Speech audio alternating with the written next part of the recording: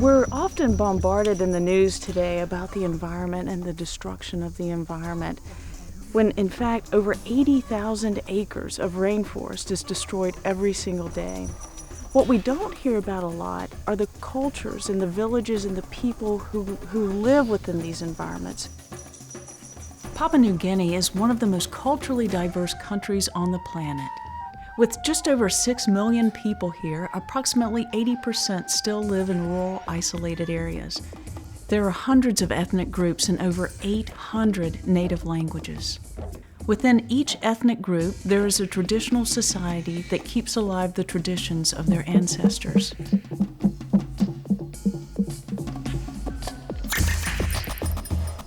This area has a unique and painful initiation for its young men.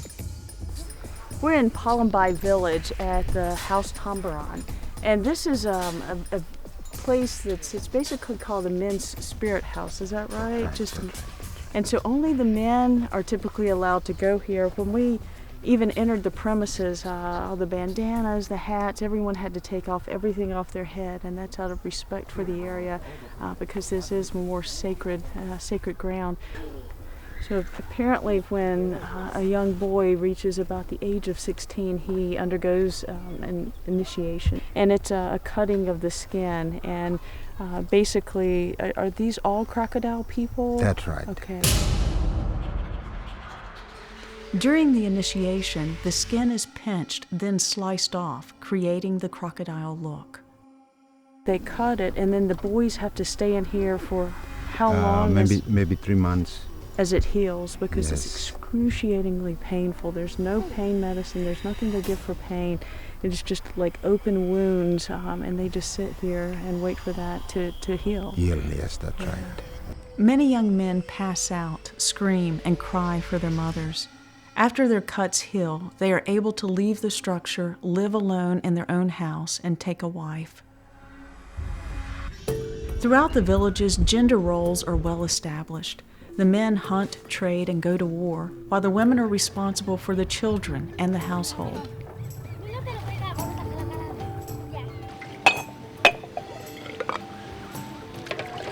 People here practice subsistence agriculture to survive. Fish and shellfish, pork and poultry are major parts of the Papua New Guinea diet, along with starchy vegetables like yams, sweet potatoes, and taro. Sago is a staple food for a large part of Papua New Guinea. So sago is used as a main staple. It's like their flour. So they use this to create like bread kind of substances. And what they do is they basically chisel off parts of the inside of the tree and create a pulp. As you can tell behind me, what he's doing is he's chopping that up into further pieces, this pulp, until it gets really, really tiny particles. That pulp is then placed into a little bed. They take water and they pour it to where it goes through the pulp. The fibrous material stays behind, and it goes through like a little strain that they've made.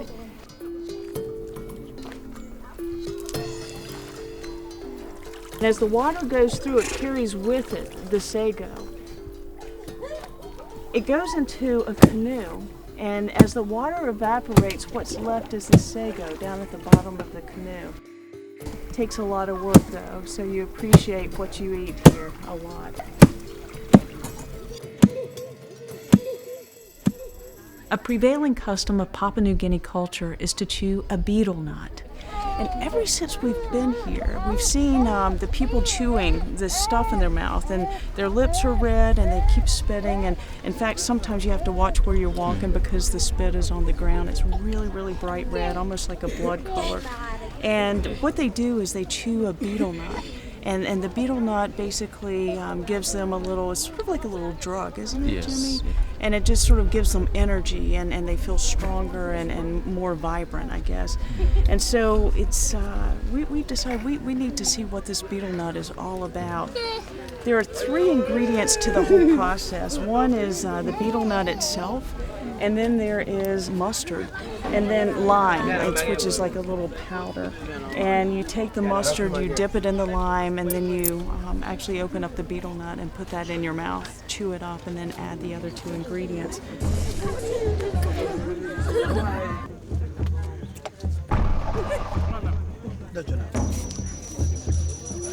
The nut taste is very bitter. And once the lime powder and the mustard were all together in my mouth, a reaction took place and it turned red. The side of my mouth started to get numb and I became lightheaded.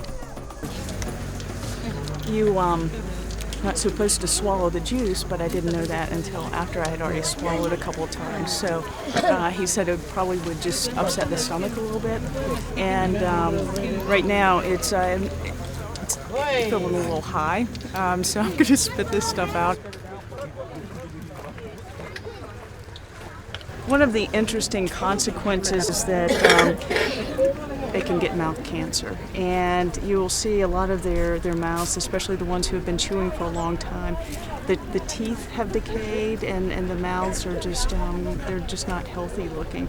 And so when it gets to a really strong extent, they go to one of the local hospitals, either a hospital or a missionary hospital, or they're treated by the bushman. It's concerning, but it is their culture, and we have to respect that. Variations in cultures abound in Papua New Guinea. Diversity defines customs, and the customs continue to propel themselves into the future generations.